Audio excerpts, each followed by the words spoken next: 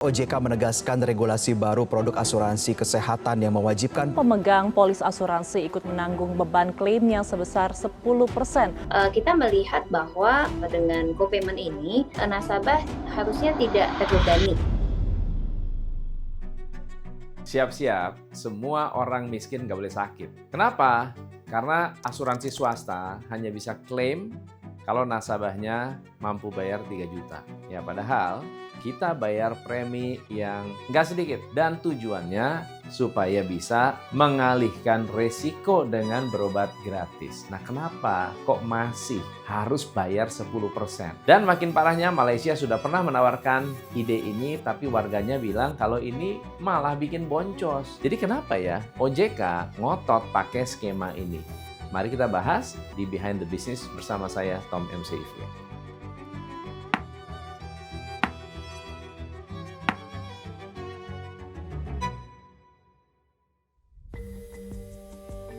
Bayangkan jika kamu terpaksa menikmati hidup dengan menyisihkan sebagian besar gaji bulanan untuk bayar premi asuransi swasta. Tapi waktu anak masuk rumah sakit, kamu harus bayar 10% dari tagihan atas nama inflasi medis. Rasanya seperti beli payung mahal, tapi badan basah kuyup. Nah, sayangnya semua ini akan terjadi sejak Otoritas Jasa Keuangan OJK menerbitkan Surat Edaran Nomor 7 2025 tentang kewajiban sistem co-payment. Dalam regulasi baru ini, nasabah asuransi swasta wajib bayar 10% dari total tagihan saat ingin melakukan klaim. Artinya, kalau keluarga kamu sakit dan kebetulan rawat inap, kamu wajib bayar 3 juta agar biaya rumah sakit itu bisa mengcover atau di-cover oleh asuransi. Kalau nggak bisa bayar 3 juta gimana? Ya, harus lunasi tagihan rumah sakit pakai uang sendiri.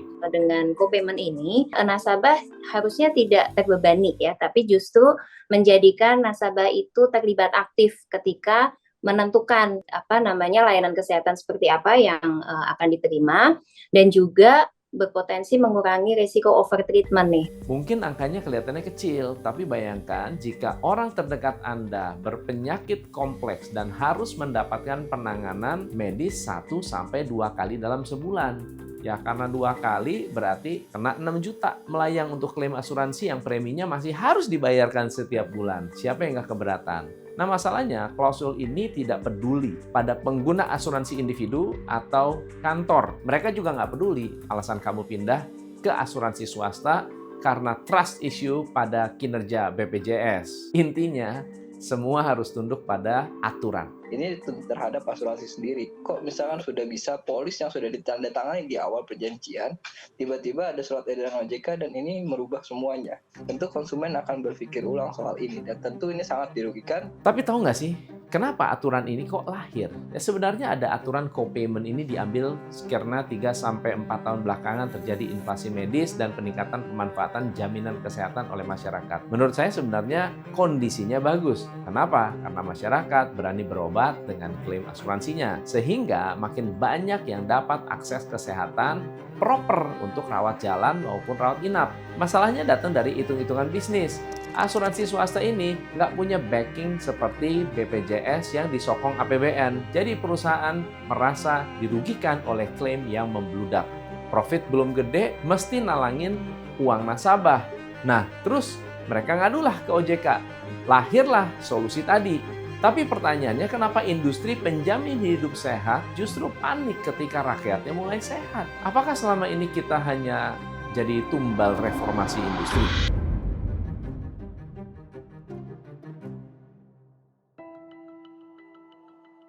Overall, surat edaran OJK ini memancing amarah masyarakat kita yang sedang berada di mode survival. Ya maklumlah, kondisi ekonomi kita lagi sulit. Badai PHK nggak habis-habis. Beragam kebijakan absen sebagai solusi konkret. Mereka jadi skeptis nih tentang masalah di sekitar. Dan akhirnya memalingkan fakta bahwa industri asuransi sudah lama ngap-ngapan. Bukan karena mereka tidak untung, tapi karena sistem jaminan kesehatan baik swasta maupun BPJS sedang memasuki era krisis, di mana biaya medis tumbuh lebih cepat dari ekonomi. Dalam 5 tahun terakhir, inflasi medis ini sudah berada di atas inflasi umum. Artinya harga obat, tindakan medis, kemudian perawatan rawat inap ini naik jauh lebih cepat dibanding harga-harga kebutuhan pokok. Padahal kita tahu, sekarang aja beli barang-barang tersier penuh perjuangan. Urusan kesehatan kenaikannya lebih besar. Belum lagi tiap tahun premi asuransi naik. Tapi tetap aja kita nggak bisa mengejar laju tagihan rumah sakit. Bahkan sempat mencapai 97,5% di tahun 2023. Namun repricing di 2024 dan awal 2025. Angka klaim itu menurun signifikan di bawah 52% untuk asuransi jiwa dan sekitar 50% untuk asuransi umum. Ini fenomena yang cukup mencemaskan. Gampangnya gini, tiap Rp100 premi yang diterima perusahaan asuransi, Rp50-nya habis untuk bayar klaim nasabah. Ini belum dikurangi biaya operasional, budget cadangan klaim. Jadi sederhananya, baik asuransi plat merah maupun swasta sama-sama boncos. Apalagi Ketua Bidang Literasi dan Perlindungan Konsumen Asosiasi Asuransi Jiwa Indonesia (AEJI) bilang gini, rasio klaim asuransi kesehatan ini sudah lebih besar dari premi yang diterima. Jadi misalnya contohnya gini, kalau 100% uang yang diterima untuk premi, untuk bayar klaim itu sudah 105%. Jadi masalahnya tidak hanya menimpa asuransi swasta, bahkan BPJS Kesehatan yang punya sokongan APBN dan jumlah peserta terbesar di Indonesia juga kesulitan menutup defisit. Kita masih ingat nih, tahun-tahun ketika BPJS terpaksa menaikkan iuran dan memangkas manfaat. Semua karena biaya kesehatan yang tidak masuk akal. 2026 kemungkinan masih ada adjustment dari tarifnya, dan saya minta waktu ke beliau nanti kalau hitung-hitungannya sudah pas mau menghadap dengan Ibu Menteri Keuangan untuk menjelaskan. Dari tengah tekanan ini, OJK mengeluarkan jurus penyelamatan industri, co-payment. Argumen resminya sebetulnya sederhana, agar masyarakat lebih bijak menggunakan layanan medis. Tapi narasi bijak ini terlalu mudah mengambing hitamkan pasien, seolah-olah menyedot dana kesehatan hanyalah orang-orang yang terlalu sering ke dokter. Jadi sebenarnya masalah ini menuai ide pro dan kontra. Apalagi per September kemarin Malaysia mewajibkan perusahaan asuransi menawarkan produk dengan co-payment minimum 5% dengan kisaran Rp500 Malaysia. Fungsinya sama, untuk mengendalikan inflasi biaya medis yang mencapai 12,6%. Karena kebijakan ini, premi nasabah bisa turun 19 sampai 68%. Tapi kenyataannya, kebijakan itu tetap dikritik karena berpotensi memberatkan pasien secara finansial. Nah, di kita masalahnya lebih kompleks. Pertama, co-payment di Malaysia itu hadir sebagai opsi, artinya boleh pilih. Ya boleh iya, boleh enggak. Kalau kita wajib, artinya apa yang sudah disepakati nasabah asuransi di awal tidak peduli lagi, harus ikut. Yang kedua, yang menjadi akar dari masalah ini adalah adanya praktek over treatment yang dilakukan oleh sebagian rumah sakit.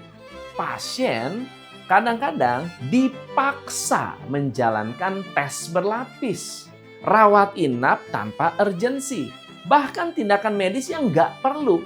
Kenapa? Karena semakin banyak layanan, makin tinggi tagihan, dan makin besar klaim yang akan dibayarkan oleh asuransi kepada rumah sakit. Ketika masuk ke rumah sakit pakai cashless facility, itu dokternya nih Pak, yang harusnya nggak ada pemeriksaan penunjang atau pemeriksaan diagnostik itu di-endorse untuk melakukan itu. Dan itu kenaikannya sangat signifikan Pak. Nah, terakhir adalah masalah menjangkitnya industri asuransi secara internal. Cara main asuransi ini kompleks. Selain butuh kelihayan untuk melakukan substitusi dari satu pos ke pos lainnya, mereka juga wajib memiliki manajemen risiko yang keren banget. Sayangnya, apa yang hadir di sini masih jadi klasifikasi lemah. Pelaku di dunia asuransi kerap gagal mengenali siapa nasabah yang berisiko tinggi, underwriting yang tidak akurat, minimnya data historis, dan sistem monitoring yang tumpul terhadap perubahan profil risiko. Nah, semua ini menyebabkan perusahaan kecolongan. Di tahun 2023, klaim asuransi turun lebih dari 25%, kata Kepala Eksekutif Pengawas Perasuransian Penjaminan dan Dana Pensiun, ya katanya ke OJK. Karena perusahaan asuransi menerapkan manajemen risiko yang lebih baik. Artinya akar masalah fenomena ini bukan cuma masalah pasien dan rumah sakit, tapi juga kemampuan asuransi sendiri dalam mengukur risiko sejak awal. Sayangnya, hal ini belum merata. Melihat tiga masalah besar tadi, membuat ide co-payment ini sepertinya keburu-buru, nggak mempertimbangkan para nasabah. Jika tujuannya menyelamatkan industri, kenapa bebannya dilempar ke pundak pasien? Tapi preminya bakal turun karena ide ini. Nah, lihat di Malaysia, warganya tetap protes. Berarti di lapangan ide ini memberatkan. Toh masyarakat bayar premi asuransi, ya jaga-jaga kalau tiba-tiba masuk rumah sakit. Salah satu latar belakang penerbitan SOJK adalah untuk mendorong efisiensi dalam biaya kesehatan yang terus meningkat dengan inflasi medis yang lebih tinggi dari inflasi umum. Jika terjadi overtreatment, ini jadi masalah. Mengapa rumah sakit yang nakal nggak dihukum? Kenapa sistem klaimnya tidak diperbaiki dengan lebih rigid? Jika pemborosan terjadi karena sistem reimbursement yang tumpul, kenapa yang ditindak justru pengguna asuransi, bukan penyedia layanan? Lagi-lagi instrumen pemerintah menunjukkan hobinya untuk sekedar bekerja rancangan yang ditawarkan nggak pernah jadi penyelesai masalah dalam sudut pandang konsumen. Co-payment, beban berjalan yang tidak pernah menyentuh akar persoalan. Ini bukan reformasi, tapi kompromi.